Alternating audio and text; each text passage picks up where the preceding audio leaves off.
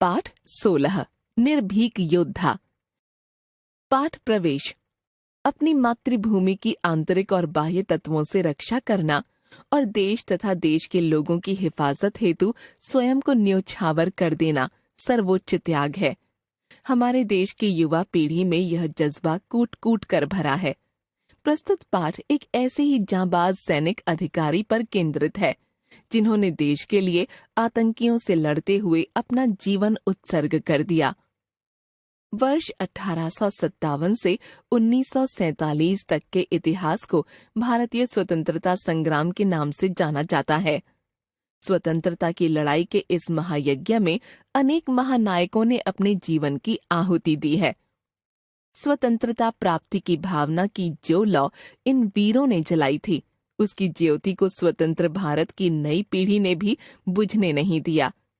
जब भी भारत भूमि की रक्षा पर आंच आई अथवा जब भी शत्रु ने भारत भूमि की पावन धरती पर पांव रखने का दुस्साहस किया, इस नई पीढ़ी ने उतने ही संकल्प और पराक्रम से सीमाओं पर शत्रु को पछाड़कर देश की स्वतंत्रता को सुरक्षित रखा। इस असीमित आकाश में स्वतंत्रता के ध्वज को गर्व के साथ थामने वाले वाहकों में मेजर मोहित शर्मा की शौर्य गाथा आपके साथ साझा करते हुए मुझे अपरिमित गर्व की अनुभूति हो रही है। मेजर मोहित के मन में देश प्रेम, स्वाभिमान और साहस की भावना बचपन से ही प्रबल थी। भारत माता के जांबाज सपूत मोहित शर्मा को खुद से ज्यादा देश से प्यार था।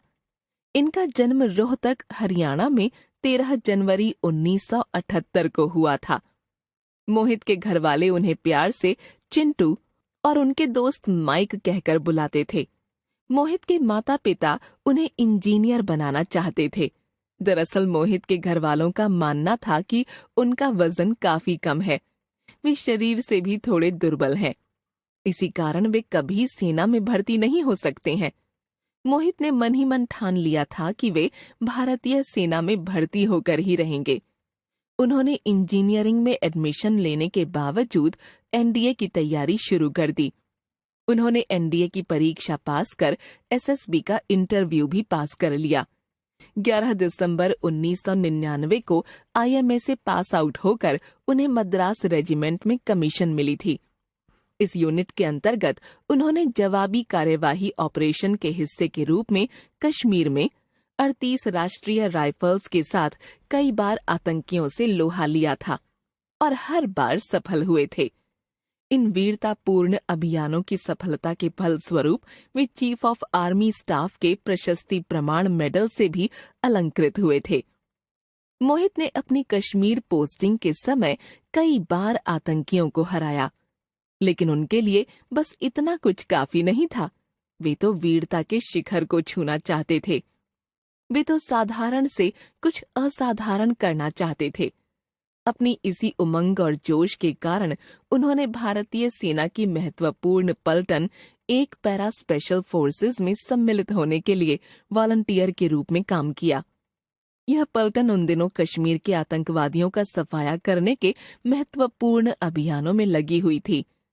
मोहित का हर पल आतंकियों को समूल नष्ट करने के जुनून में बीतता था। अपने इसी संकल्प को मूर्त रूप देने के लिए उन्होंने आतंकियों की भाषा सीखी, उन जैसी वेशभूषा धारण की और अपने वरिष्ठ अधिकारियों के साथ कुछ असाधारण करने की योजना बनाई। कंधे तक लंबे बालों वाले एक युवा कश्मीरी इफ्तिकार भट्ट बने मोहित ने पारंपरिक कश्मीरी पोशाक फिरन पहने हुए खूंखार हिजबुल मुजाहिदीन से संपर्क किया। जब उनसे वहां आने का कारण पूछा गया तो बहुत आत्मविश्वास के साथ उन्होंने मन में गढ़ी हुई कहानी दोहरा दी। उन्होंने बड़े संयत स्वर में उन्हें बताया कि वर्ष 2001 में सुरक्षा बलों द्वारा किए गए पथराव की घटना में उन्होंने भाई को खो दिया था। उन्होंने सुरक्षा बलों को अपने भाई की मौत के लिए जिम्मेदार ठहराया। उन्हें अपने भाई की मौत का बदला लेने के लिए आतंकियों की सहायता चाहिए। कुछ प्रश्न पूछने पर मोहित ने आतंकियों के नेताओं को बताया कि उनकी प्लानिंग आर्मी चेक पॉइंट पर सेना के काफिले पर हमला करने की है और इसके लिए उन्होंने पूरी तैयारी भी कर ली है। शत्रु के सामने अपना संकल्प रखने के लिए उन्होंने दृढ़ आत्मविश्वास का सहारा लिया। शायद यह उनकी ट्रेनिंग का ही प्रतिफल था कि आतंकियों के नेता उनकी सहायता के लिए तैयार हो गए। मोहित ने उनसे कहा कि वे कई सप्ताह के लिए भूमिगत रहेंगे ताकि हमले के लिए पूरे हथियार और मैप आदि जुटा सकें। इस बीच वे अपने गांव भी नहीं जाएंगे। आतंकी नेता अबू तुरारा और अबू सब्जार ने मोहित के लिए ग्रेनेड की खेप इकट्ठी करनी शुरू कर दी और उन्हें अन्य 3 आतंकियों के साथ पास के गांव में एक कमरे में ठहरा दिया। आशंका के कारण बार बार उनकी कहानी की जांच की गई, लेकिन हर बार वे उन्हें झांसा देने में सफल हो गए। पूरी तरह आश्वस्त होने के बाद उन्हें आगे के प्रशिक्षण के लिए उस पार के कैंप में ले जाया गया। अन्य रंगरूटों के विपरीत इस युवा लड़के ने उत्कृष्ट पहल और उत्साह का प्रदर्शन किया, तो उन्हें और आगे के नेतृत्व और वैचारिक प्रशिक्षण के लिए तुरंत चिन्हित किया गया। आखिरकार उन्हें एलओसी पार करने और भारतीय सेना की चौकी पर हमला करने का मौका दिया गया। उनके साथ अबू सब्जार और अबू तुरारा नाम के हिजबुल मुजाहिदीन के कमांडरों को नियुक्त किया गया। कुछ दिनों में ही मोहित ने दोनों को आश्वस्त किया कि वह सेना की चौकी पर हमला कर सकता है। अपनी इस सुनिश्चित योजना के अनुसार वह उन्हें एक सुविधाजनक स्थान पर ले गया और उन दोनों को प्रभावित करते हुए उसने अपनी योजना का विस्तृत प्रदर्शन किया।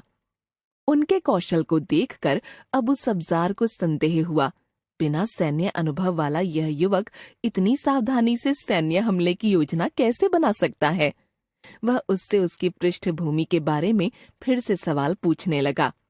उनके अविश्वास को भांपते हुए युवा लड़के ने उनसे कहा, अगर आपको मुझ पर कोई शक है तो मुझे गोली मार दो। इसके साथ ही इस निर्भीक योद्धा ने निडरता से अपनी AK-47 जमीन पर गिरा दी और कहा कि अगर वे उस पर भरोसा नहीं करते हैं तो वे उसे गोली मार सकते हैं। तो रारा यह सुनकर सोच में पड़ गया और आश्वस्त होने के लिए उसने अपने दूसरे साथी की ओर देखा।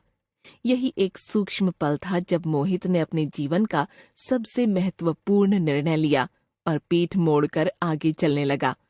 आगे चलकर वह रुका, अपनी कमरबंद से अपनी 9 mm की पिस्तौल निकाली और उन दोनों को गोली मार दी। यह एक भारतीय सेना के पैरा SF ऑपरेटर के ट्रेडमार्क शॉट्स थे, जिसकी ट्रेनिंग वे कितनी बार ले चुके थे। आज उन्हें वह अवसर मिला कि वे अपनी शिक्षा के सिद्धांतों को मूर्त रूप कर सकें। इस अभूतपूर्व साहसिक घटना के बाद इफ्तिकार भट्ट अपने सारे हथियार उठाकर नजदीकी आर्मी कैंप में चले गए। अब वे पुनः मेजर मोहित शर्मा थे। परमवीर मेजर मोहित शर्मा के लिए यह छद्मवेश का अभियान एक खेल के समान था। इस ऑपरेशन के बाद वे अपनी यूनिट लौटे, जो कि हिमाचल प्रदेश के एक खूबसूरत स्थान नाहन में स्थित थी।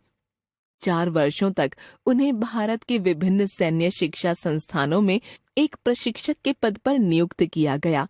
कालांतर में इस युवा सैन्य अधिकारी की भेंट एक अन्य युवा सैनिक अधिकारी कैप्टन रिश्मा सरीन से हुई। दोनों के जीवन का एक ही ध्येय था, राष्ट्र सेवा और राष्ट्र रक्षा। जल्दी ही दोनों विवाह बंधन में बंध गए। इनका वैवाहिक जीवन बहुत ही कम अवधि तक रहा। एक पैरा स्पेशल फोर्सेस उस समय घाटी में फैले आतंकवाद से लड़ने के लिए तैनात थी। मोहित को भी अपनी ब्रावो असॉल्ट टीम के साथ कश्मीर के कुपवाड़ा क्षेत्र में अभियान के लिए भेज दिया गया।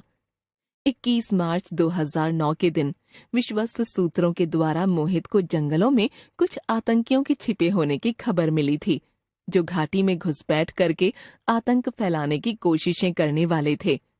इन्हें नष्ट करने के लिए एक पैरा स्पेशल फोर्सेस की ब्रावो टीम को आदेश दिए गए।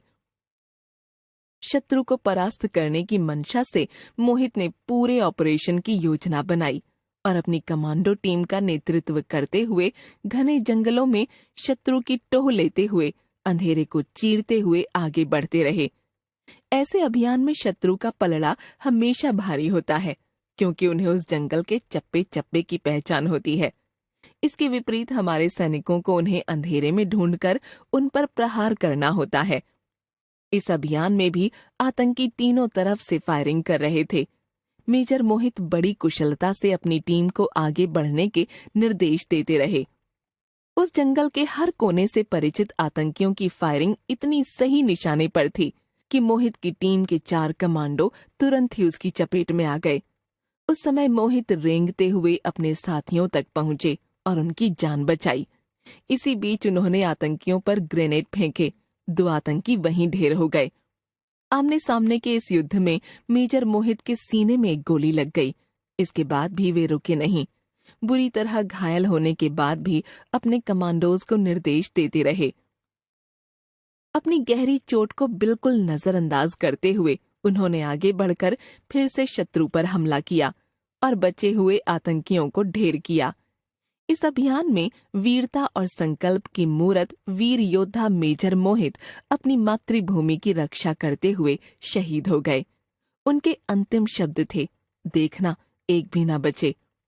मेजर मोहित जिस ऑपरेशन का नेतृत्व कर रहे थे उसे औफ रक्षक नाम दिया गया था। पराक्रम और अदम्य साहस की मिसाल मेजर मोहित शर्मा ने वास्तव में रक्षक नाम को अक्षरशः चरितार्थ कर दिया। इस अभियान में उनकी बहादुरी के लिए शांतिकाल में दिए जाने वाले सर्वोच्च सम्मान अशोक चक्र से उन्हें सम्मानित किया गया। उन्हें यह सम्मान मरणोपरांत दिया गया, जो उनकी सैनिक पत्नी मेजर रिश्मा सरीन ने ग्रहण किया। युवा सैनिक अधिकारी मेजर मोहित ने भी कभी वेश बदलकर और कभी युद्ध के दांव पेंच के सहारे खूंखार आतंकियों को मात दी। उनके हिंसक इरादों को अपनी वीरता और सूझबूझ से नष्ट कर दिया। शायद उन्होंने अपने बाल्यकाल में भगवान कृष्ण और सुभाष चंद्र बोस की कहानियां सुनी होंगी। आज मेजर मोहित युवा वर्ग के हृदय में शौर्य शक्ति को उद्भासित करके राष्ट्र सेवा और स्वतंत्रता की रक्षा के लिए प्राण उत्सर्ग करने का जीवंत प्रतिमान बनकर खड़े हैं। स्वाधीनता के महायज्ञ की अमर ज्योति में उनका नाम अकंपित लौ के समान सदैव प्रकाशित रहेगा। अप्रतिम योद्धा मेजर मोहित शर्मा को समर्पित एक सैनिक पत्नी के उद्गार। खो न जाए गहन गुहा में, हो न जाए बात पुरानी, आओ फिर से दोहराएं हम उन वीरों की कथा कहानी। लेखिका शशि पाधा।